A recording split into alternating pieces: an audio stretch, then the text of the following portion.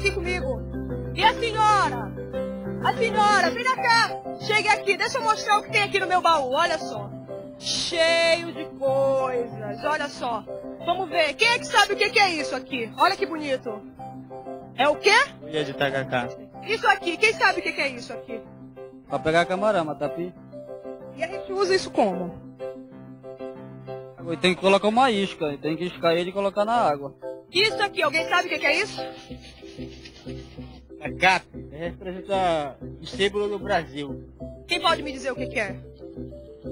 O que significa isso aqui, da senhora? Pra mim é folclore, né? O vestido. Isso é um veste originado desde a dança dos índios e da África. Oi, professor. Oi, professora. Tudo bem? A partir de hoje, nós vamos nos encontrar para estudar o segundo módulo do Pró-Formação.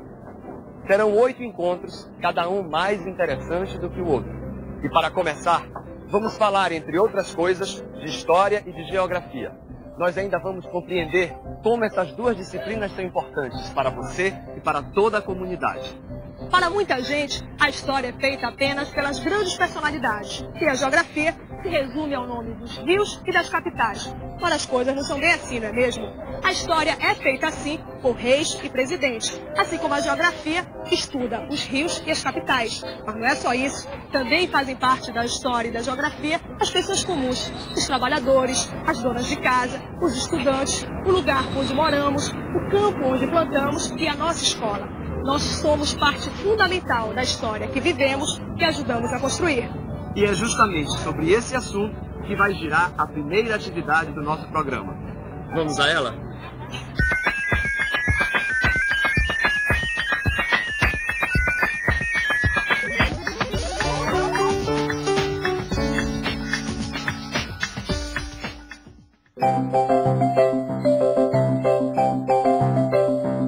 Esta é a professora Valdenora. Ela está conduzindo uma atividade que tem como tema a história e a geografia. Mas como será que eles estão estudando? Bem, para entender direitinho o que está acontecendo na sala de aula, a gente vai ter que voltar um pouquinho no tempo e começar pelo começo.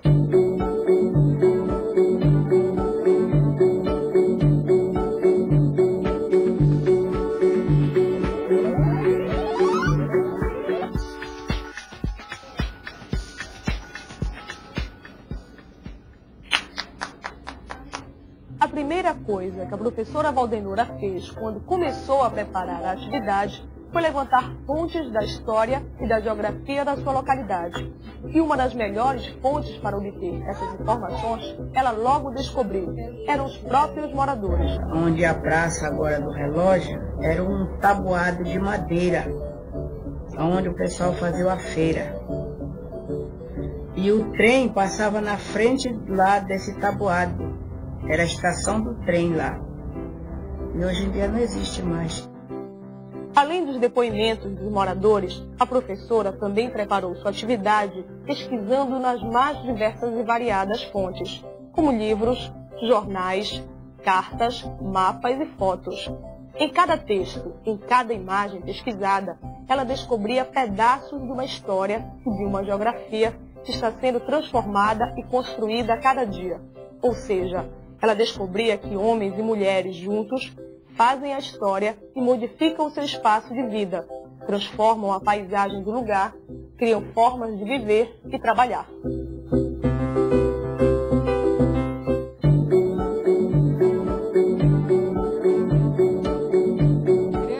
Hoje nós vamos falar de uma personagem muito importante para a nossa história. Barão do Rio Branco foi muito importante, ele ajudou muito a nossa comunidade, tá? É por isso que a nossa escola tem este nome. Vocês podem pesquisar no livro para verificar um pouco mais, pesquisar um pouco mais sobre a vida do Barão do Rio Branco. Observe que para envolver seus alunos, a professora está utilizando em sala de aula o material que conseguiu levantar com sua pesquisa. Agora, ela está falando sobre importantes personalidades da comunidade.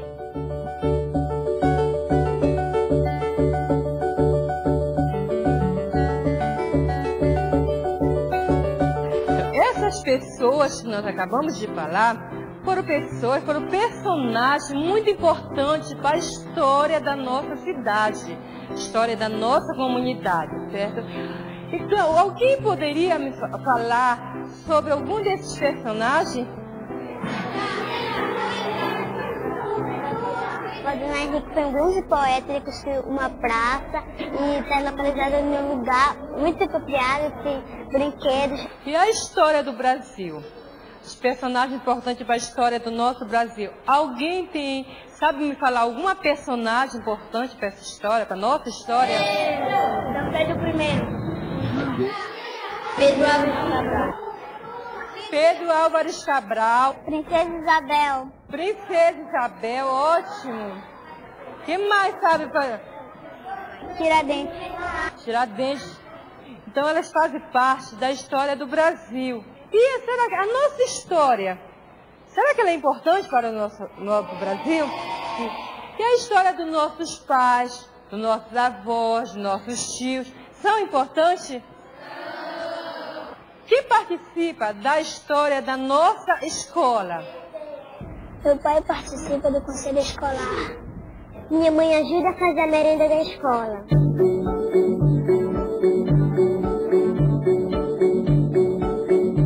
Vocês conhecem esse prédio?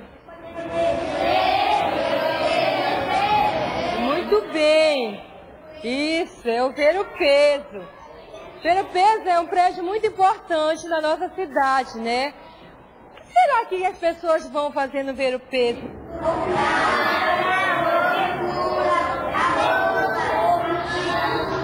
Muito Ver-o-Peso, ele trouxe benefícios para a nossa cidade? E que benefícios foram esses?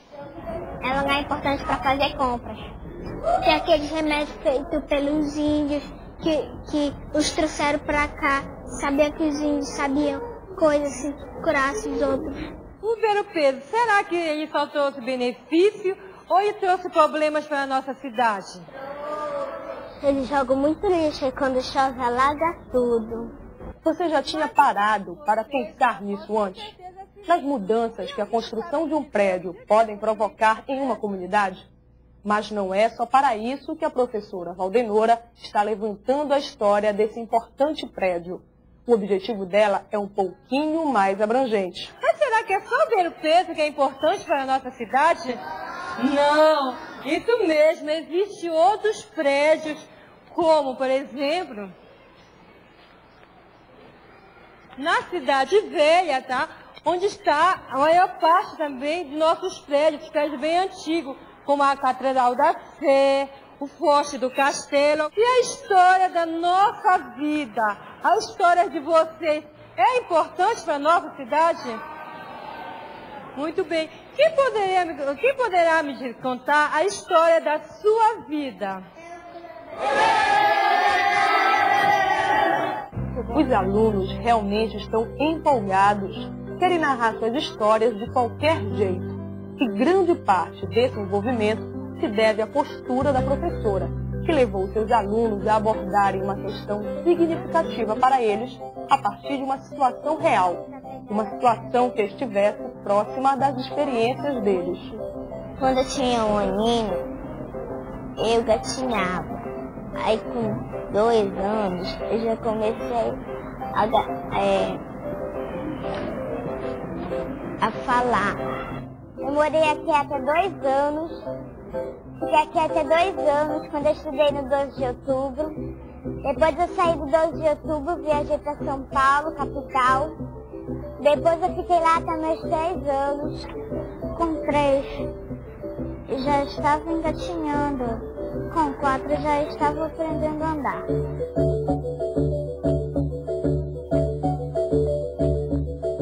Você reparou numa coisa? Ninguém vive e faz uma história sozinho. Isso porque a nossa história está relacionada a outras histórias, do avô, do pai, do vizinho, que são as nossas fontes orais, que são os que nos contam parte da nossa própria história. Uma história que também está relacionada ao lugar onde vivemos, às transformações geográficas, às modificações da paisagem. Foi a partir desse raciocínio que a professora Valdenora explicou para seus alunos a importância das fontes históricas, que ajudam a gente a reconstituir os fatos do passado. Ela não só pediu para os alunos trazerem para a sala de aula o maior número possível de fontes que tenham a ver com a história de cada um, como fotos, documentos, roupas, como também pediu para as crianças colherem depoimentos dos parentes mais antigos. Quando comecei a andar? Você começou a andar com 8 meses. Foi a partir desse raciocínio que a professora Valdenora explicou para seus alunos a importância das fontes históricas, que ajudam a gente a reconstituir os fatos do passado.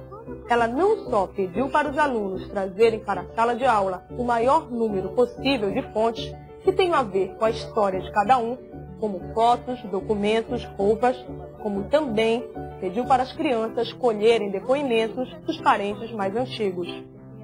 Mas e depois disso tudo, o que será que vai acontecer?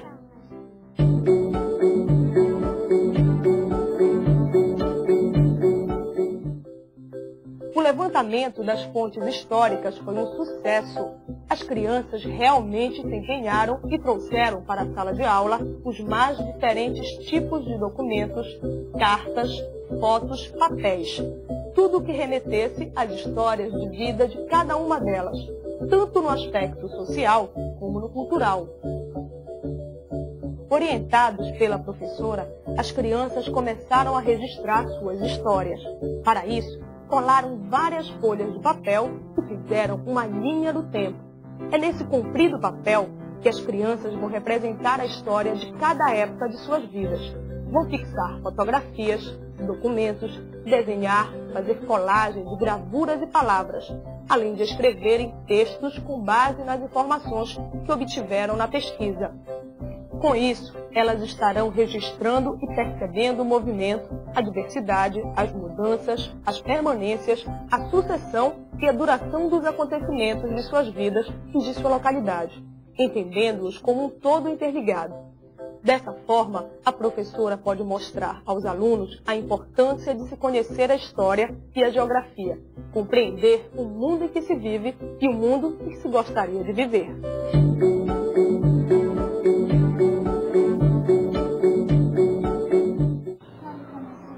Depois de registrarem suas vidas nas folhas de papel, os alunos foram orientados pela professora para transformar aquele material em uma espécie de livro.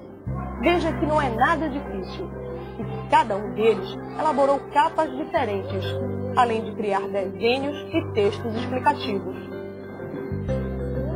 O resultado, como você pode conferir, ficou excelente.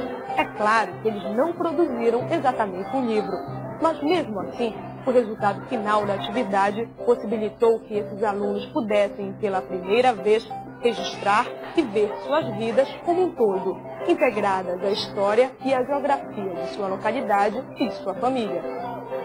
O importante mesmo nessa atividade é que os alunos possam perceber que todos constroem a história e a geografia o tempo todo e em todos os lugares. Mas não pense você que uma atividade tão rica como essa se esgota por aqui. Ela também pode ser explorada para se trabalhar os conteúdos de linguagens e códigos. Vamos ver por outro ângulo?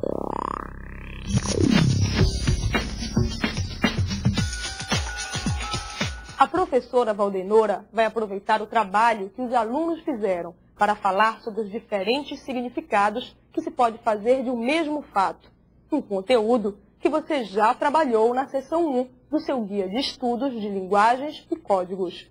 Mas vamos ver como é que a professora Valdenora vai desenvolver esse assunto. Este é o livro da Camila. Aqui tem uma foto. O que vocês estão vendo nessa foto? Muito bem. Mas será que para Camila essa foto tem algum significado? Tem, Camila? Eu coloquei essa foto no álbum porque significa que quando eu comecei a andar. Vocês viram que para Camila a foto tem um significado, o dia que ela começou a andar. A construção do livro sobre a vida de cada um é uma atividade altamente significativa para os alunos, como no caso da Camila.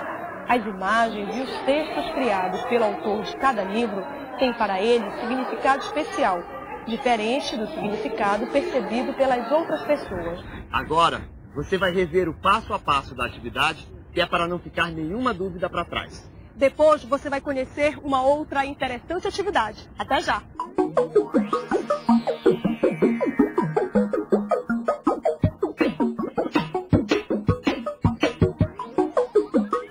A primeira etapa da atividade envolve uma pesquisa prévia sobre a localidade. Além de conversar com moradores mais idosos, a professora também levantou inúmeras fontes históricas.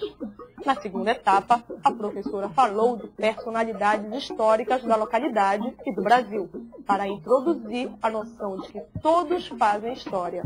Em seguida, a professora mostrou para os alunos que na história todos são importantes e ainda pediu que levantassem suas histórias de vida.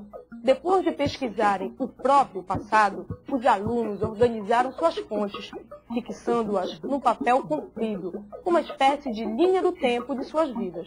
Finalizando a atividade, os alunos, a partir das linhas do tempo, produziram livros sanfonados com registros das suas histórias de vida.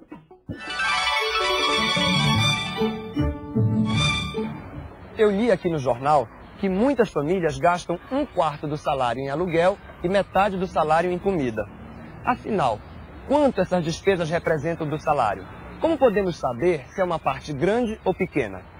1/4 mais 50%. Seria conta de fração? Acho que é dividir o salário por 4. Eu acho que eu pego o salário, divido por 4, a metade vai para alimentação e sobra 1/4 para pagar aluguel. Eu acho que ele gasta muito.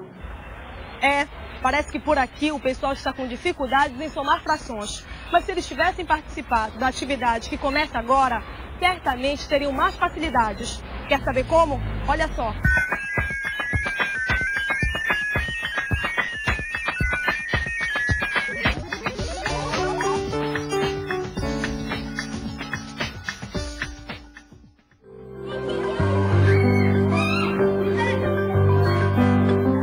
Muitas vezes é possível partir de uma simples brincadeira para trabalhar com vários conteúdos curriculares. E foi exatamente isso que a professora Valdenora fez quando encontrou seus alunos brincando de encher garrafinhas com água. Ela viu naquela brincadeira uma ótima oportunidade para desenvolver uma atividade sobre a soma de frações. Uma atividade que ela já estava preparando para desenvolver com seus alunos.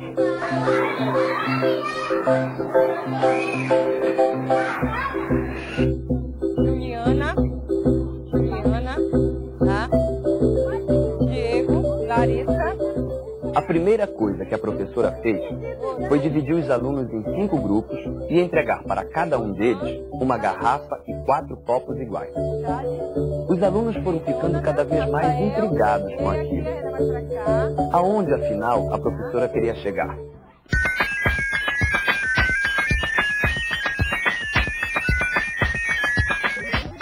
Estou deixando uma garrafa com água, tá? Cheia d'água. Vocês vão dividir de maneira que fique 1/3 na garrafa. Observe que a professora não deu maiores explicações para o grupo 1, deixando que as próprias crianças descobrissem a melhor maneira de se chegar à quantidade desejada. Isso não é o peixe. Eu sei que colocar cheio. Para esse grupo, a professora pediu que fosse deixado na garrafa metade da água.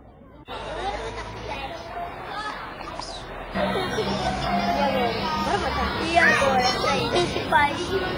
Já esse outro deveria ficar com 2/3 de água na garrafa. Só tem 1/3 aí, coloca mais água.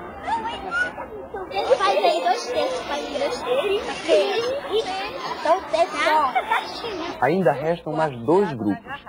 Um que deve deixar a garrafa com 3/4 de água e esse último, que tem como missão deixar a garrafa com apenas 1/4 de água.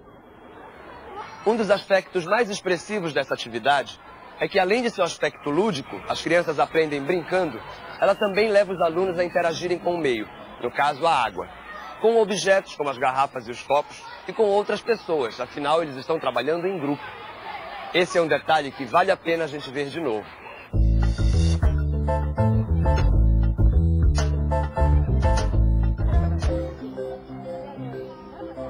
Observe como eles realmente estão interagindo entre eles e com o seu meio, e com isso, desenvolvendo sua capacidade de raciocinar.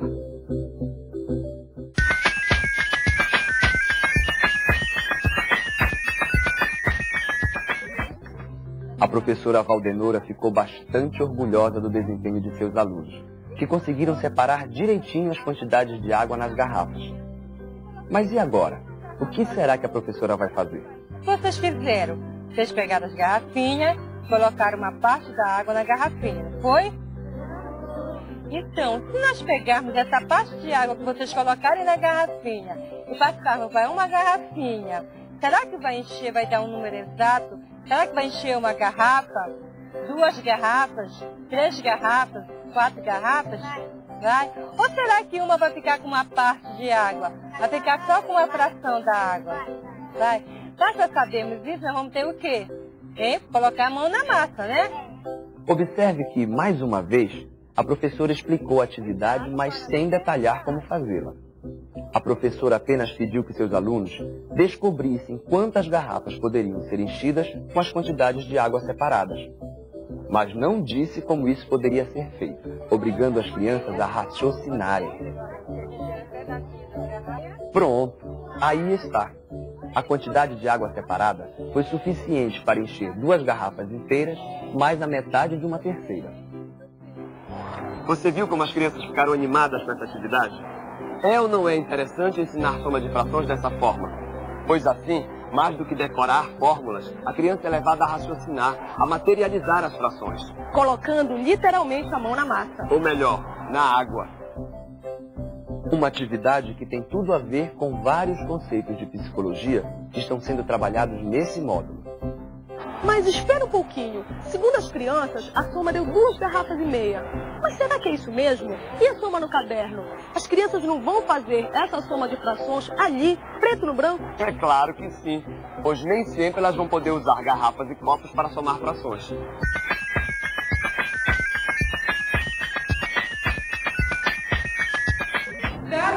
Cada equipe que ficou com a sua fração... Existem vários modos de se somar frações. Por isso, a professora deixou seus alunos à vontade, com liberdade para escolher a maneira como iriam fazer a operação. Alguns fizeram desta forma. Primeiro, eles juntaram 1/3 com 2/3 e deu uma garrafa cheia. Depois, juntaram 3/4 com 1/4 e deu outra garrafa cheia. Mas ainda havia uma garrafinha pela metade. Então, no total, são 2,5 garrafinhas. Mas alguns alunos preferiram usar esse outro método. Eles viram que podiam escrever todas as frações na forma de 12avos. Fizeram isso e depois somaram. Deu 30 12avos, que é o mesmo que 2,5. Viu só que atividade dinâmica para você ensinar soma de frações para seus alunos? É ou não é uma boa sugestão? Ah, um detalhe. Não sei se você reconheceu, mas esta atividade também está no guia de estudos da unidade 1, só que um pouquinho diferente, com outros números. Voltando à questão dos gastos do salário, será que dá para a gente ver que parte é gasta com aluguel e comida? As frações gastas com cada um são 1/4 e metade. Mas metade do salário é o mesmo que 2/4 do salário. Então, no total são gastos 3/4 do salário.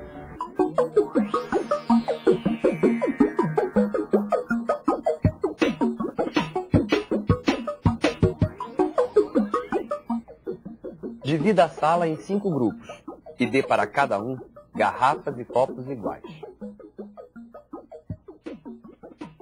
Peça para cada grupo deixar uma fração de água na garrafa. Depois, peça para eles somarem as quantidades de água separadas e descobrirem quantas garrafas cheias e mais que fração de garrafa conseguirão formar.